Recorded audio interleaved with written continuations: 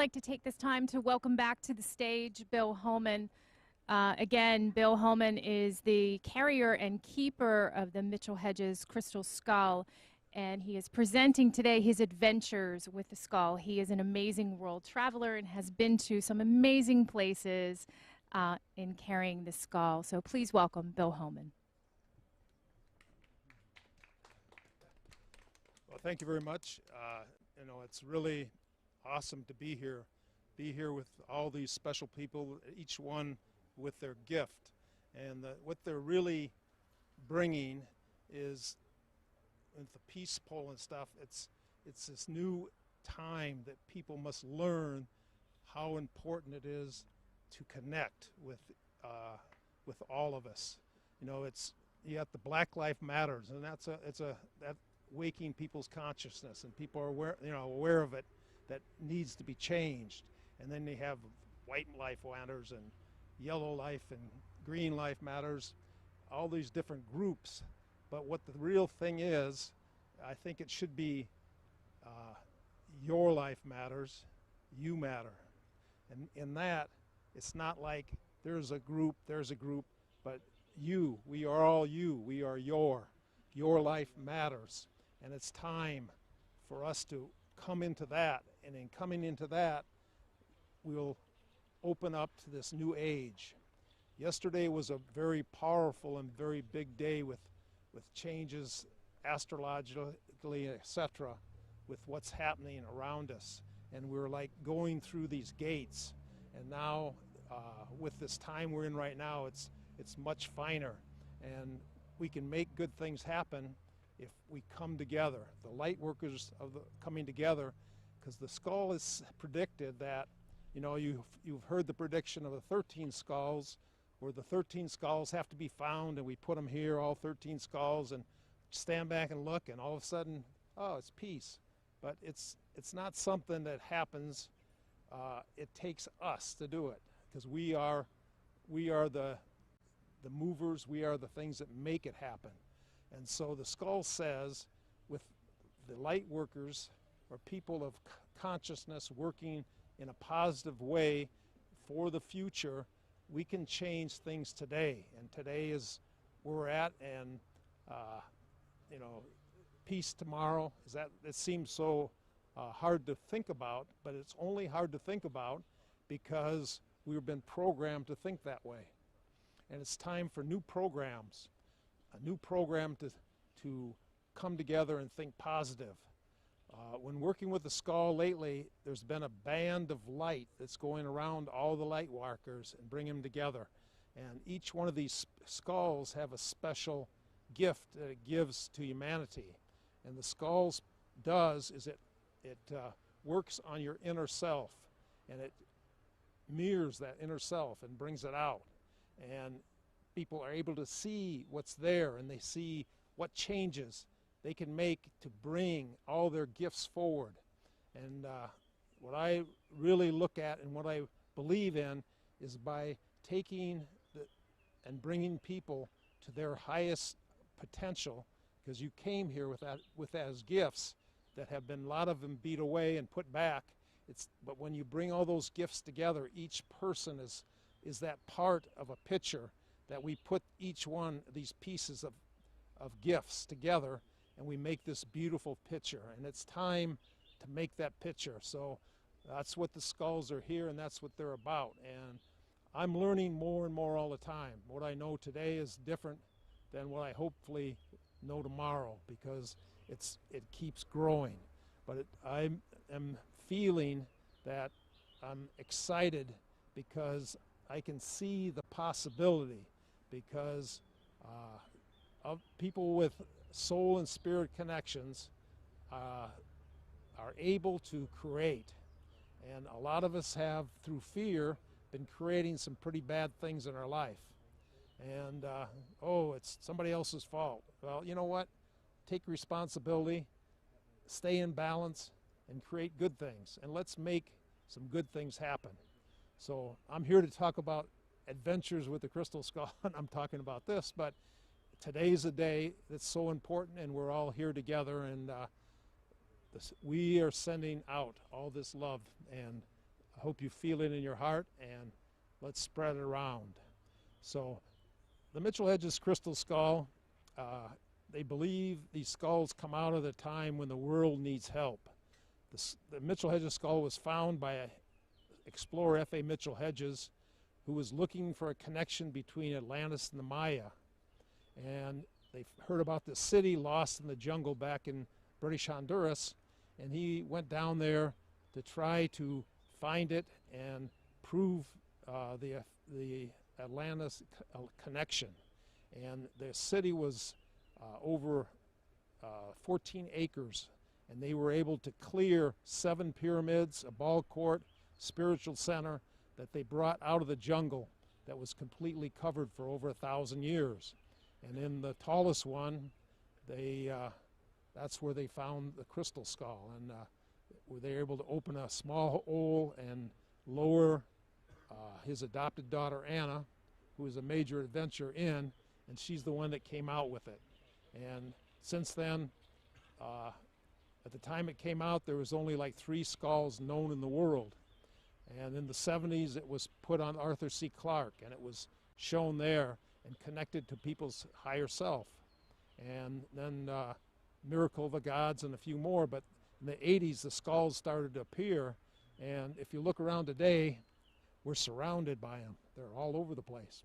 But the skulls all have love for each other more than, you know, a lot of human beings. There's things that get in the way.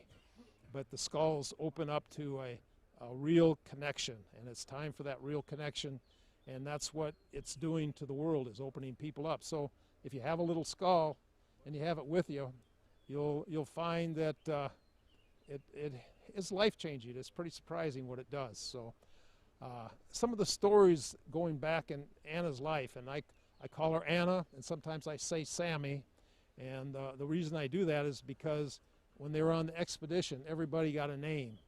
And Sammy got the name Sammy from the fact is when she was a young girl, she would have a little Mayan boy that would watch her and keep her out of trouble.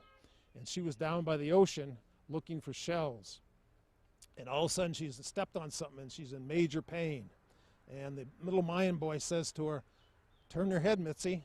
And she turns her head and she feels something warm and tries not to look around, but she, you know, but the thing was, you know, if you step on a sea urchin, what's the best thing to do to get rid of the pain?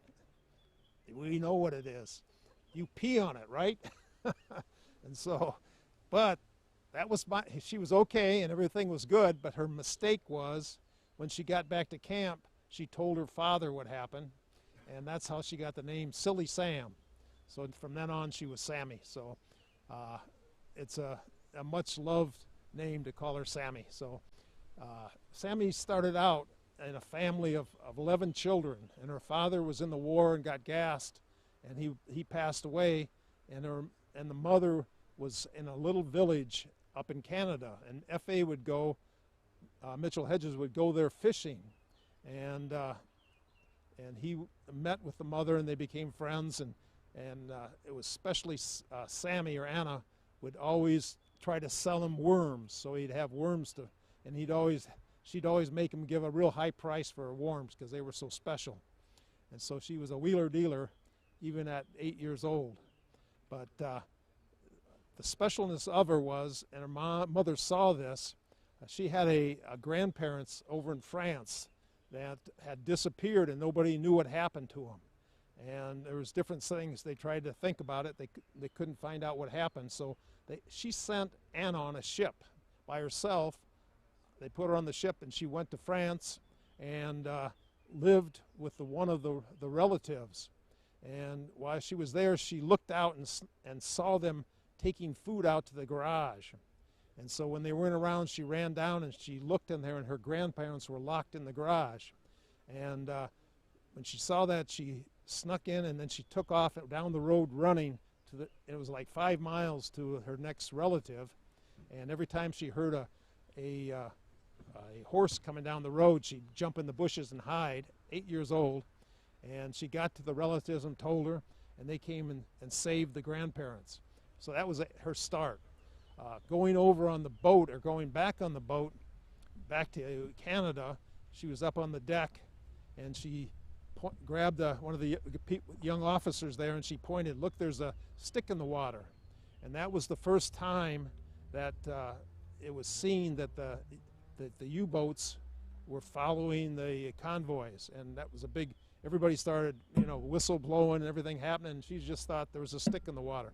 So she had things happening to her in her life that Mitchell-Hedges considered her his lucky star, because since she came into his life, a lot of different things happened and a lot of changes. Where's the?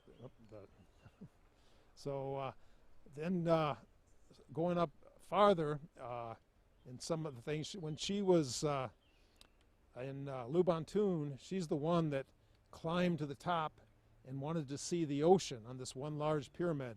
And because of the way the sun had come down that day, it went through the rocks, and she saw something inside the pyramid that when she told her father, besides being in trouble, he decided there must be something there, and that's how they opened it and found the skull. That was in 1924.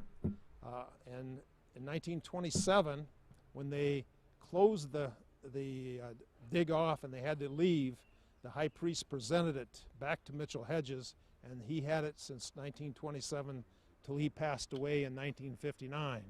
But a lot of things happened. In 1932, Anna wanted to always be a hairdresser, and this is what she wanted. Her mother thought she would be really good at it.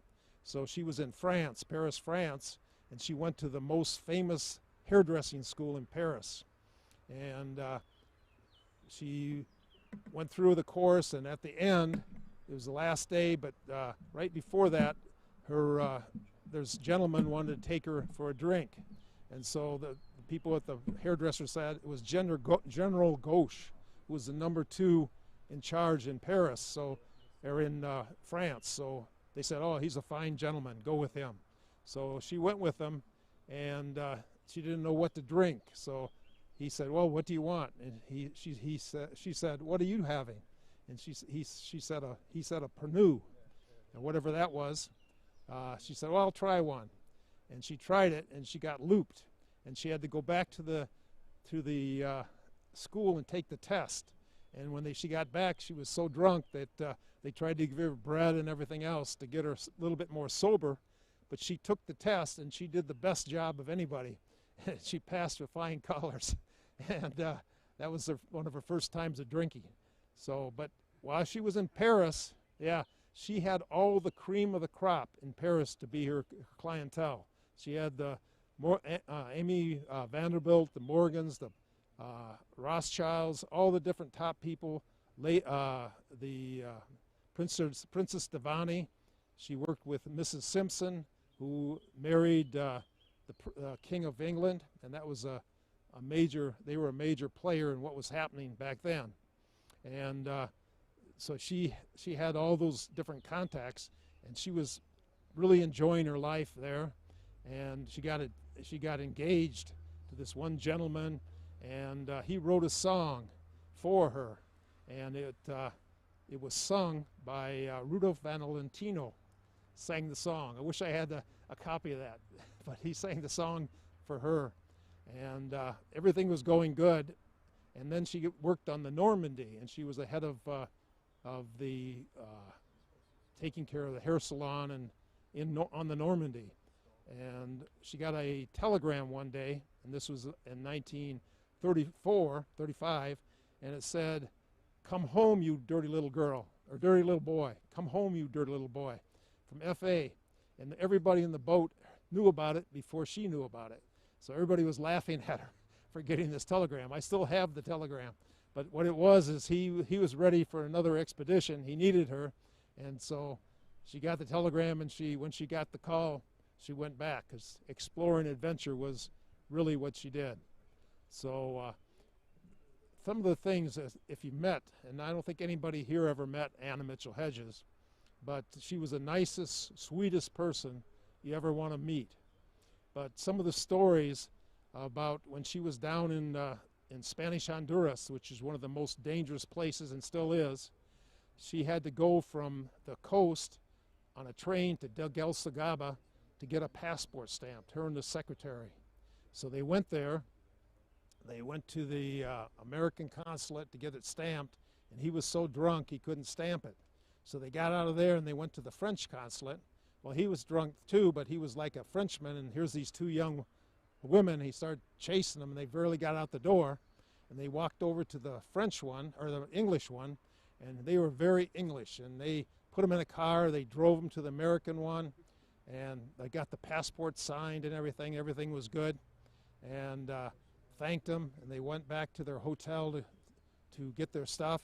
And on the way back, they passed this cantina, and these four guys came out, and they saw these young women. And one of them grabbed the secretary, and they went for Sammy.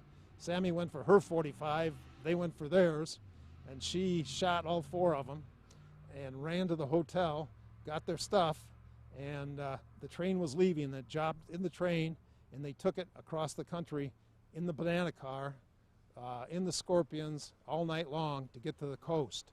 And when they got to the coast, they got in a small boat out in the bay that was owned by the United Fruit Company, a friend of theirs, and they stayed there until the ship was ready to leave. They went to the other side, they threw a rope down, they pulled them up into the ship, and they left. Now, this is the sweetest little lady you ever met, but you never mess with Sammy, and I never would mess with Sammy. But it was just an adventure being around her, because she's one of the people, and I've got this habit too. She always had a suitcase packed, and when something happened, she was always ready for adventure. So that's being around her. She trained me about the skull, but I loved adventure, and she kept me going with that. So some of the things that we did is in 1996, she wanted to go back to Lubantun one more time.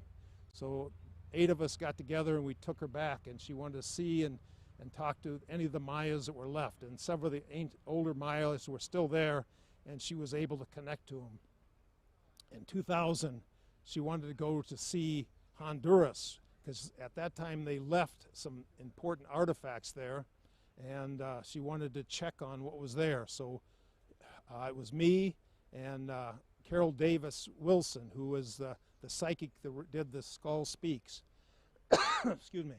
And she wanted her, so she calls Carol and said, "Pack your bags, dear. We're leaving soon for Honduras." And here's Carol. Okay. So we all went to Honduras, and it was just like one thing would happen to another, and Sammy would be sitting back. It's like she wanted to go to this little island. There was no cars on the island except 2 vehicles. One was owned by the drug lord, and the other was owned by this gentleman that had a beat-up pickup truck.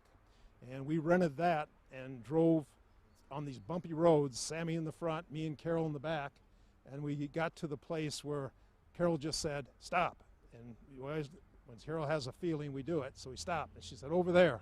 So I got out and ran over there, and I found these caves.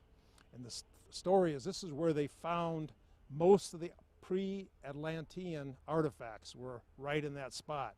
So we happened to be right on it. And the caves are where they say the Mayas and the different groups would come, and they'd go into the caves and underground to this big room, and that's where they'd have their sessions, and once a year come together there. They say that there was tunnels that went underground all the way to the mainland from the island. And so it's a pretty interesting place. And she was looking for this crystal statue that they left there. It's only about 18 inches tall, pure crystal, and it was like a crystal deity or crystal boy. And they said it was very enchanted. So at the time, Mitchell-Hedges buried it, and he was planning to go back and get it in 1938. But something happened with the war where he couldn't leave. So they left the crystal statue down there.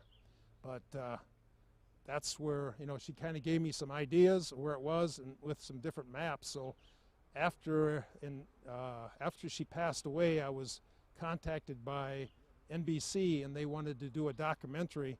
And one of the things they did is wanted to go down to the caves and see what we could find. Now, would I show them exactly where it was? I don't know if it would be a good thing to let that out just to anyone, because it's of spiritual significance. But it's still down there. If there's anybody that likes adventure and would like to go, let's have an adventure. I'm ready. And the caves, I was down in them, and they go just for miles and miles, and it's all crystal.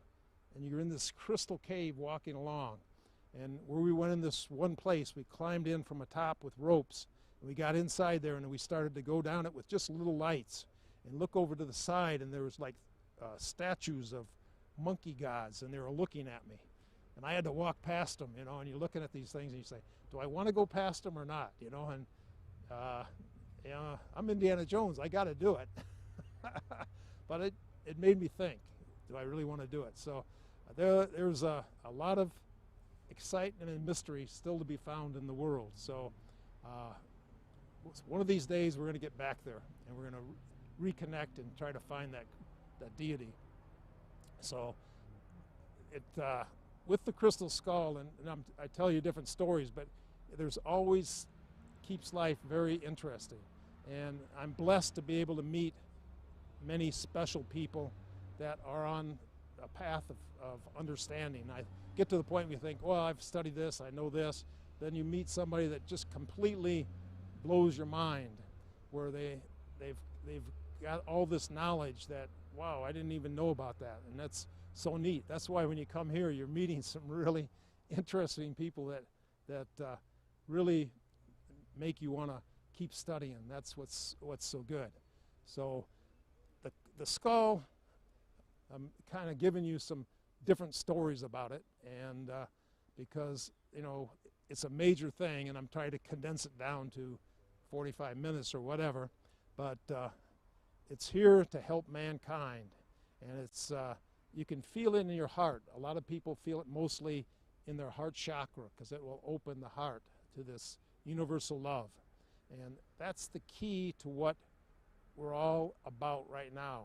If we can get to that vibration and realize the connection between all of us, there's not a difference. The difference is in our programming from our childhood or whatever, where we think. You know, somebody thinks Indians or indigenous, but if you really look at it in a past life, everything switches. And the indigenous, oh, they're not really happy with the whites, but probably what they're getting now is because what they had when they were whites in the past. So it goes back and forth, and you usually see with karma, what you have done to you now is something you probably did to somebody at a different time. And so when you can open your heart and forgive and realize, hey, it's bigger than all of us, and we need to forgive ourselves so we can forgive others. And in the process, that healing allows us to be free.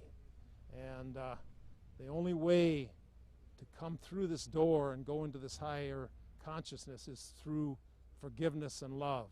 So you can try it and see how it feels, and you'll see how it opens you up to these new possibilities, and it sure makes life interesting. So enjoy the moment, enjoy the light, and I'm very happy to be here, and thank you all.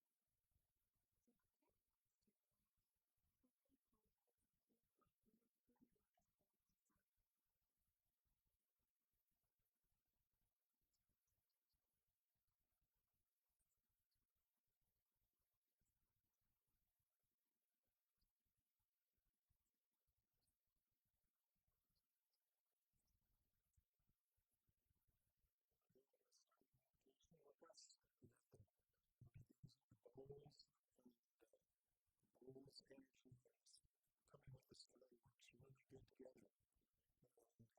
And with all the help, along with the meditation. The skull has this 90-degree turn that makes you go from the third plane up into the higher planes very, very easily.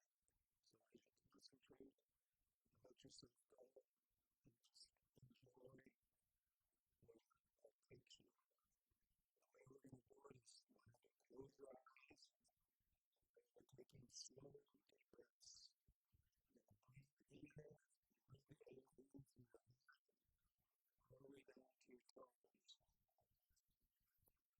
And as you breathe out, you can feel the stress, the tension leaving your body. And you feel release and light. Take a second breath in, breathe in, and then up to your feet. Breathe in your body all the way down to your toes. Release and let go of any tension, negativity, any blockages are in there. So it comes in there. Just feel them and feel the stress leaving your body. And feel the smell around you. The last breath to breathe. From your head, all the way down to your toes. And back up. Just remind you, right between your eyes, or your eye,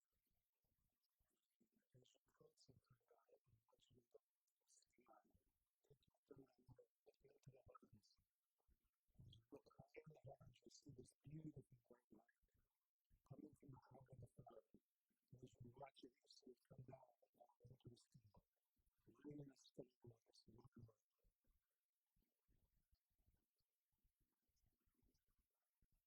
Now take your third eye, look down into the earth. Look deep into the center of the earth. And you'll see this beautiful sunset pink, the universal love light coming up, coming from the heart of the mother. And you can feel already a great love, a great love for you and for your life. Feel it going up into the sky. And the two energies coming together, the Father and the Mother. That beam of light coming out right into your heart. Open your heart to this light now.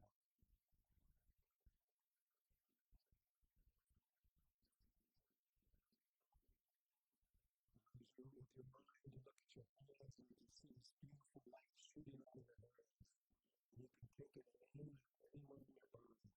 And as you do, if there's anything, any kind of blockage, any dark spots, anything, remove all the darkness and move all of it into you.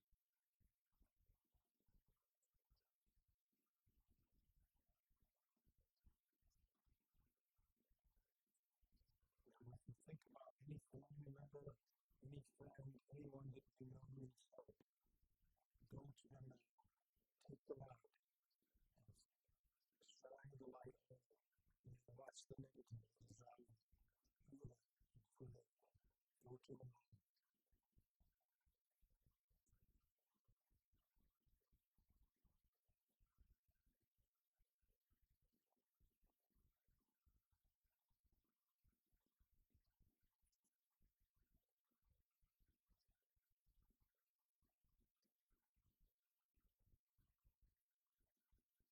The center skull is going to connect with the other two skulls, wherever they are in the world, wherever they are. You can see a light going in there, touching the skull and coming back, out and back, out and back, out and back. So all of the 12 skulls are connected. And as they connect with each other. It's like a wheel that starts turning, going higher. You feel yourself going higher, higher into the sky, higher into the light. There's a light that extends over you, high in the sky. You'll see it spread out now. As it spreads out, spread out through the city, out through your state, out through your country, until it surrounds around the whole planet with this glowing light.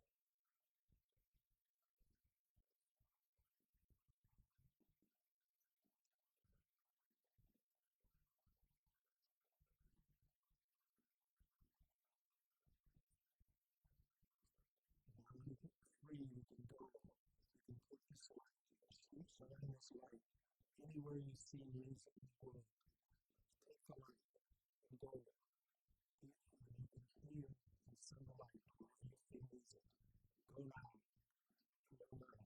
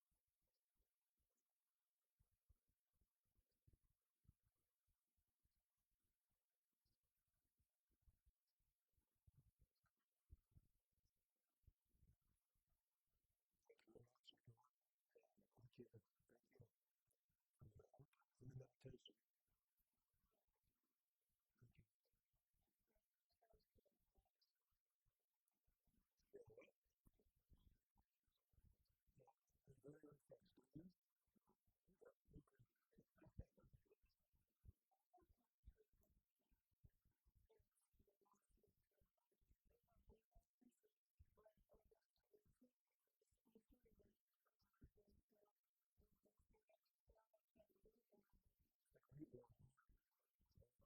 There's some really nice, beautiful temples. Yeah. Jim Kawaki, I think you've been there? Seen it? Mm-hmm.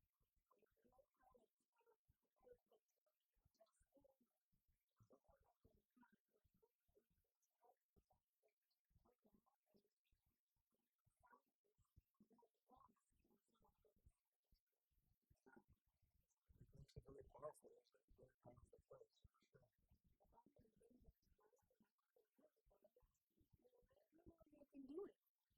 You know, that's what it is. We think we're so against it, but there's so much we don't know that the ancients knew.